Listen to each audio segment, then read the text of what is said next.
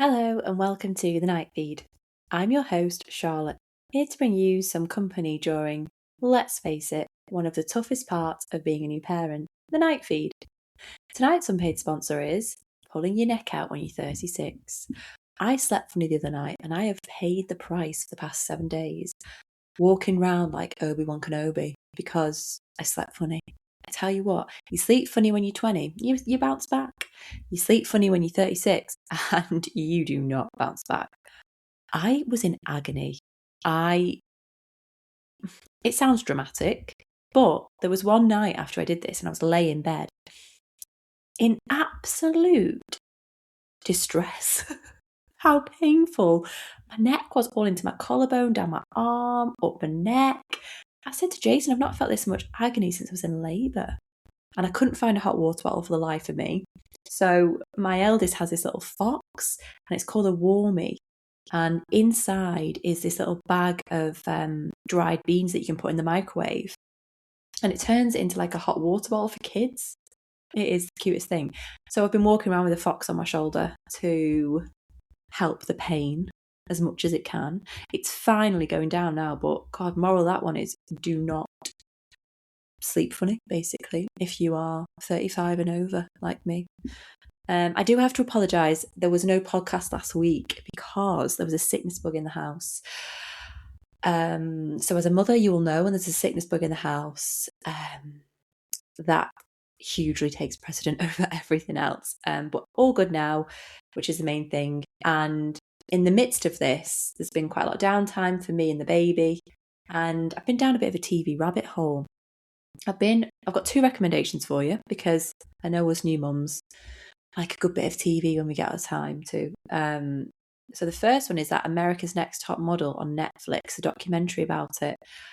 I remember watching that back in 2004 when I was about 14 and being quite surprised. I remember thinking, wow, the modelling industry is brutal. But then watching the documentary about it as a mum, it makes you, I don't know, it's completely shocking what went on that programme. Reality TV back then was a complete and utter free-for-all. And my opinion of Tyra Banks and the producers has really changed. Like, I always kind of had her down as a bit of a powerhouse in the modelling industry. She was very for all different people being represented. And now I'm like, wow, there's a reason you got to the top, you know. Some of the things that happened on that show were horrendous. I don't know if I want to give you...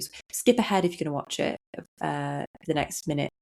But the bit where there's a girl who has to have her teeth pulled out to adjust her teeth. There was another girl who had, let's just basically say it, a sexual assault happened to her on camera. And the way they were talking about it, the producers and Tyra Banks was like, well, they were told, you know, anything could happen. And we were going to film everything. They knew what they were getting themselves into. And these girls were thrown into the frying pan. And you think, wow, it was completely different back then. So that's quite an eye-opening one.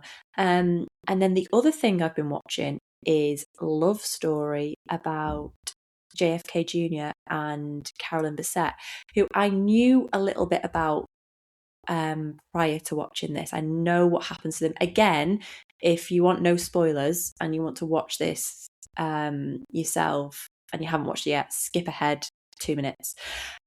So it's about Carolyn Bessette, JFK Jr., who got married in like 96, I think, and then tragically died in a plane crash in 1999.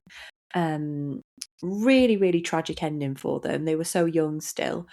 And this is a Ryan Murphy dramatisation of it. There's been quite a bit of controversy around online saying that it's all fictionalised and they weren't really like this and blah, blah, blah, blah. But I've really got into it. It's like so nostalgic because it's 90s New York. First, his soundtrack's phenomenal.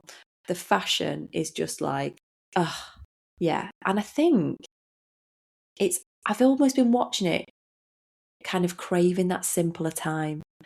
I was only a kid in the 90s, but I still remember that feeling of no internet and not knowing what these people were doing in real time like we know now. And there was almost like a magic to life back then, I think. Whereas now it's like phone in everyone's hand and we know what's going on all the time at every given moment.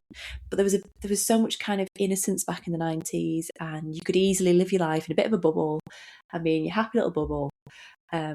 So yeah, I highly recommend it. It's so far so good. The acting in it's brilliant. And I think the two main parts, they look so much like the real people. So yeah, that's another one to get into if you want something to watch. Again, can you email me your recommendations, please? thenightfeedpodcast@gmail.com. I'm always looking for something to watch now and then when I'm feeding or I'm contact napping, as I most days am. But yeah, send your recommendations in. I came across a post the other day, and it was by a mum who has had a real hard time recently. She's had a baby via surrogate, and there were various reasons why she had to go down that route. But she's had to have this baby in another country because of surrogacy rules, and her actual home is Dubai, and she's really going through the mill with trying to get a baby home because of medical complications. And you're watching her stories and you're thinking like, oh my God, I feel for you so much, like what you must be going through. And then she came on the other day and did this reel, and it was basically saying, I want to get into the heads of the trolls that post mean things. Like, what makes you stop on social media, pull up a post, and especially on someone who's going through a very vulnerable, scary time, comment hate, basically.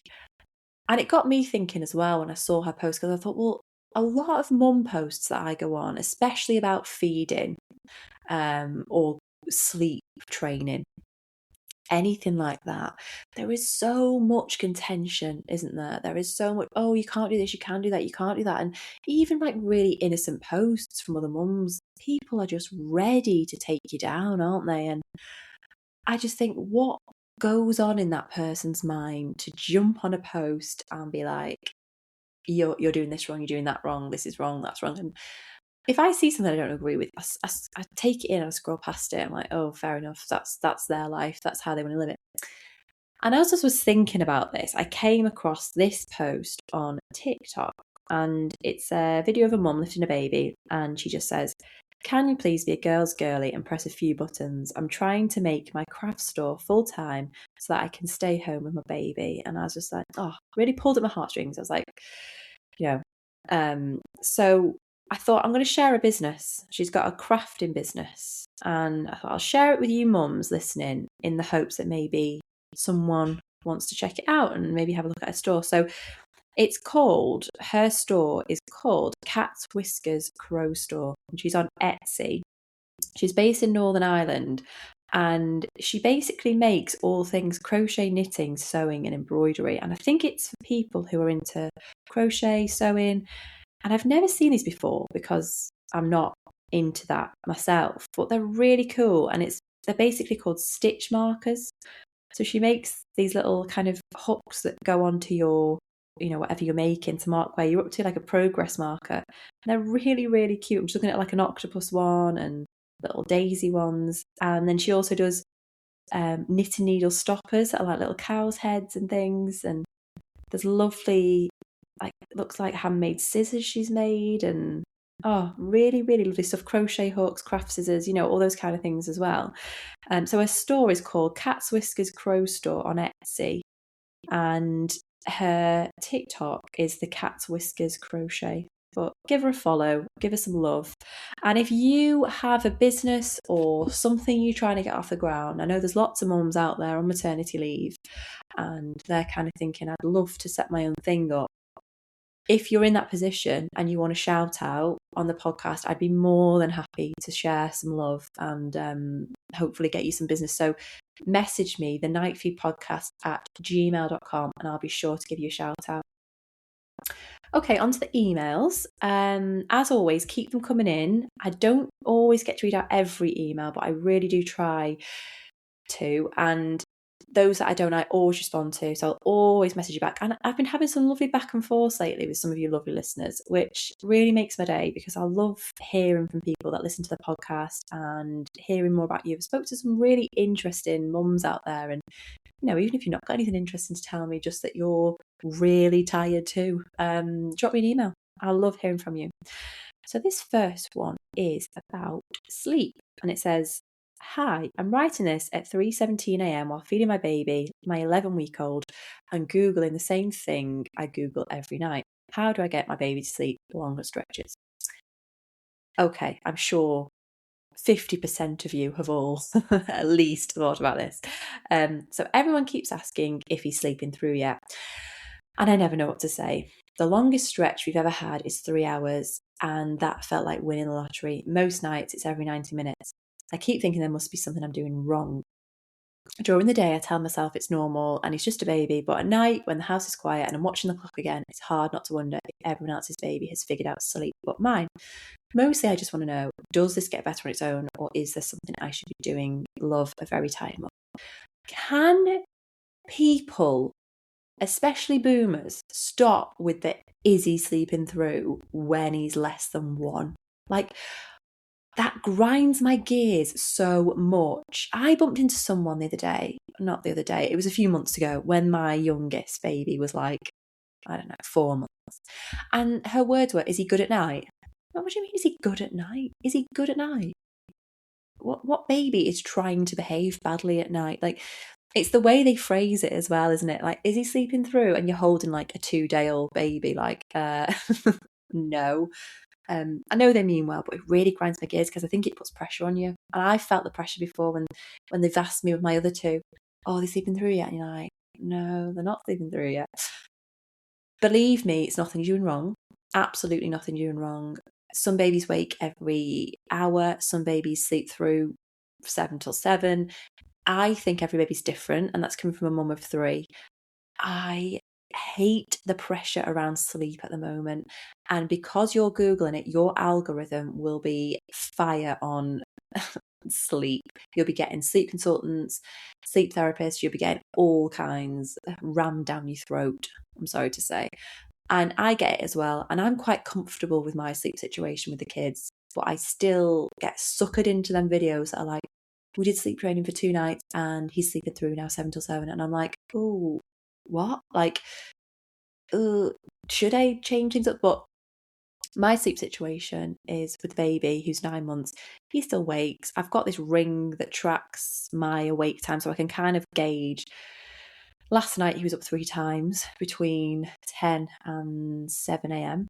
And the night before he woke twice.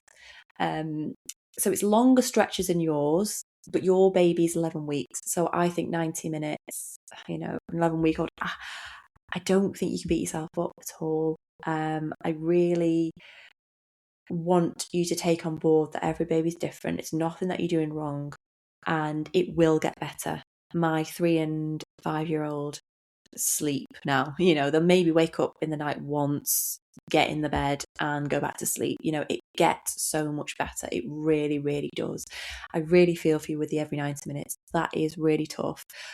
What's worked for me is co-sleeping. I know that's not for everybody. I know it's not for everybody, but for me, following the safe sleep guidelines has really helped, because I feel less disturbed when I'm feeding him overnight, rather than getting up, walking to a cot, feeding him on a rocking chair, putting him down. I feel like that would disturb my sleep a lot more. So that's what's worked to me. That's not me telling you should do that. That's just me saying that's what's helped me get more sleep. But yeah, final note on this. Please don't be sucked into the sleep industry that tell you have to sleep train and tell you have to do all these things. If you have sleep trained, anyone else listening to this, that is entirely up to you. Everyone's got a different opinion on that. I've done plenty of episodes on it.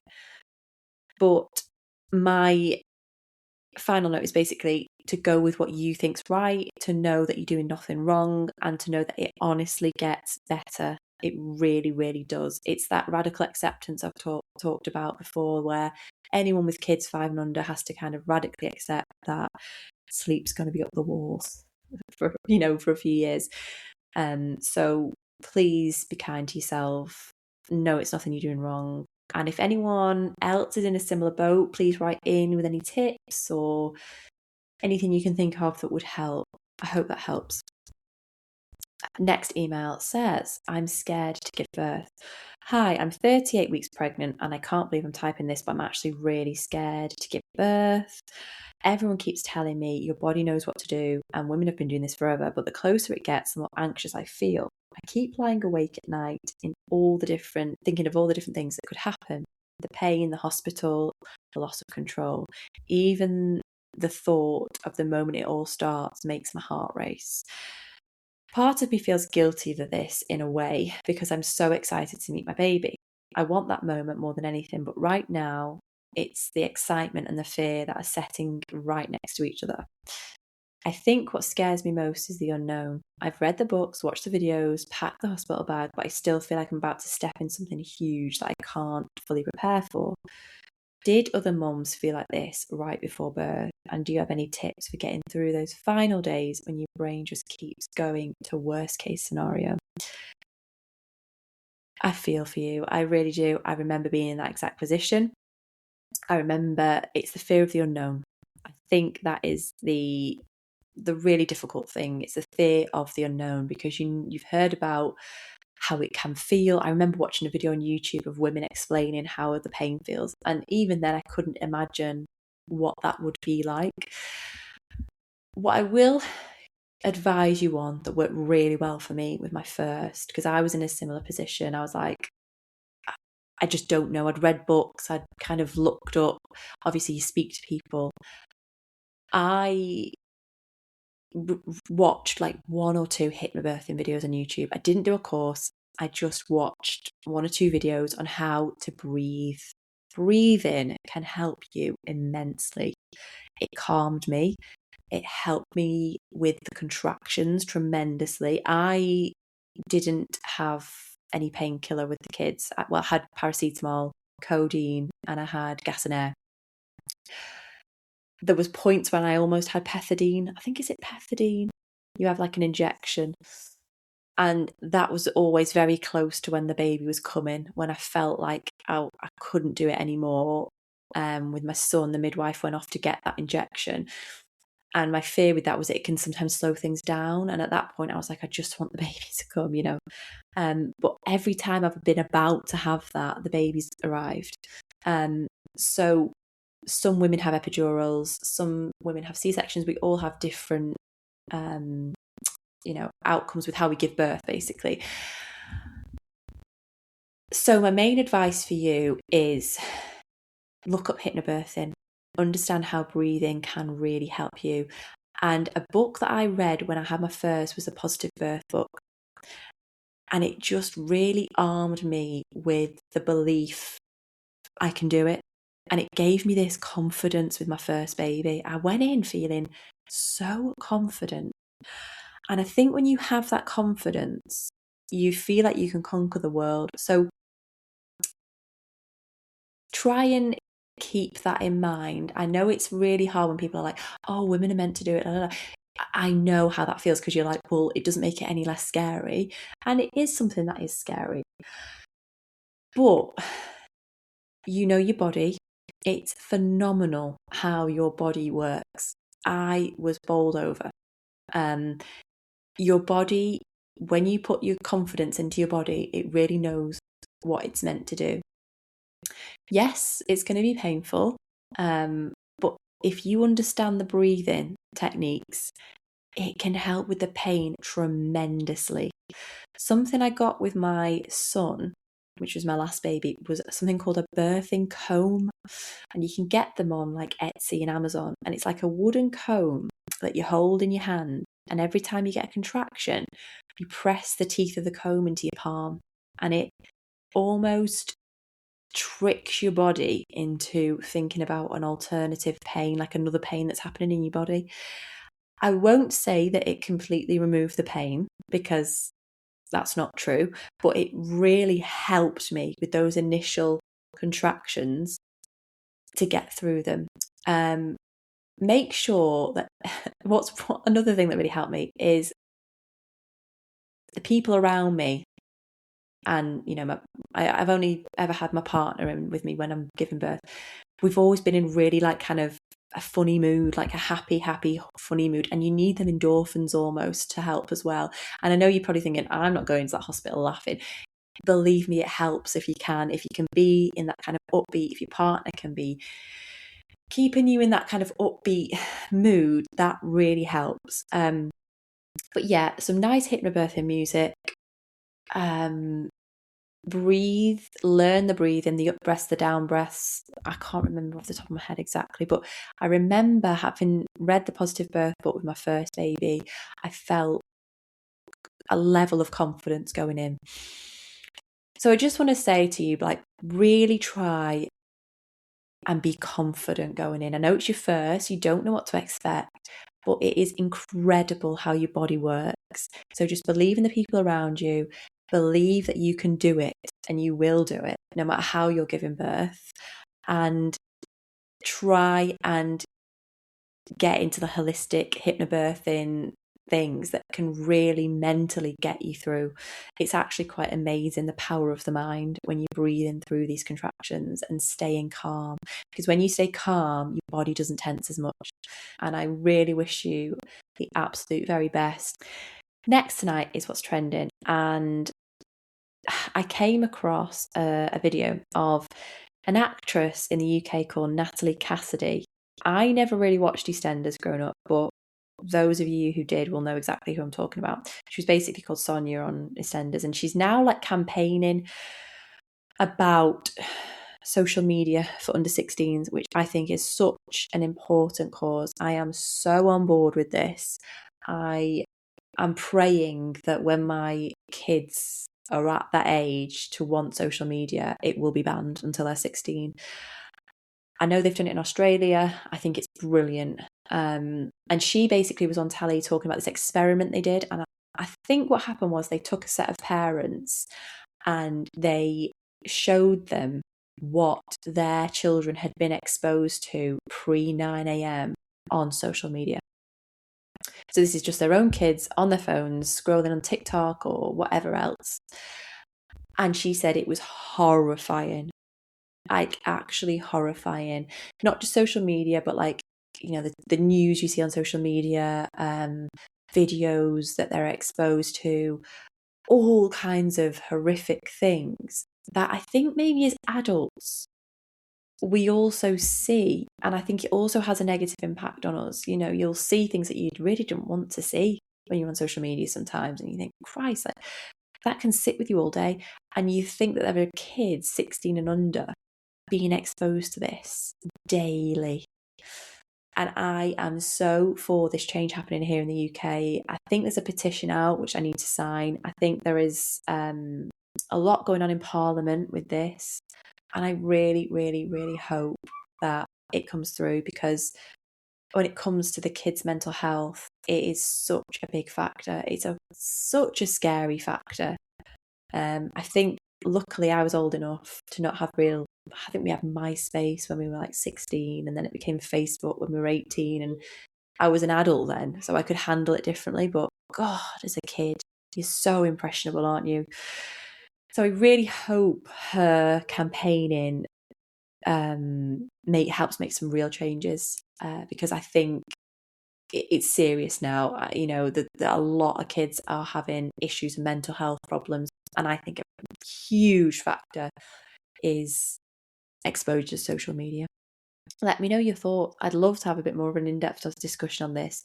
The nightfeedpodcast@gmail.com. My self-care tip tonight is to get 10 minutes of daylight before midday, because here in the UK, we're starting to see the sun a little bit more, and I'm here for it. We had a blue sky the other day. I had my washing out. The kids were in the garden. It was just wonderful. And I always feel better when I've been out. We were out for like 3 hours together in the garden. It was fab. My washing, actually. I dried 2 loads of washing. This is how old I am. I'm so excited about drying washing outside. And then I left some, and it rained, didn't it? It rained. And I did have a meltdown in the garden that I hope the neighbours didn't see. I literally yanked a sheet off with all the pegs. So that wasn't a good look. I hope none of the neighbours saw that. But anyway, definitely, if you can, get a bit of vitamin D. I think getting out before midday, even if it's like a 10-minute walk with the pram, 20-minute walk with the pram, whatever, try and get out in the sun. It really like makes you feel so much better. Just being out, even if it's not sunny. It's been grey the last few days here, but just getting outside does you the absolute world of good. Finally, to finish on a quote. Now, I didn't write this, but I saw it before on Instagram, and it says, "Send this to the first mother you think of when you read the next slide." So I obviously thought of all you guys. It says, "I'm so proud of you. You have no idea how incredible you are, how much of a good mum you are, and how much of an amazing woman you are. Never for a second doubt yourself, because you are doing a phenomenal job." Thank you for listening this evening, as always. Thank you for your emails. Please keep them coming in, the nightfeedpodcast@gmail.com. And if you have a business or a venture or something you're trying to get off the ground, please email in. I'd be happy to share them on here and share the love. And as always, keep your stories, your tips, your tricks, your questions coming in. And I wish you all a restful, peaceful night ahead. Good night.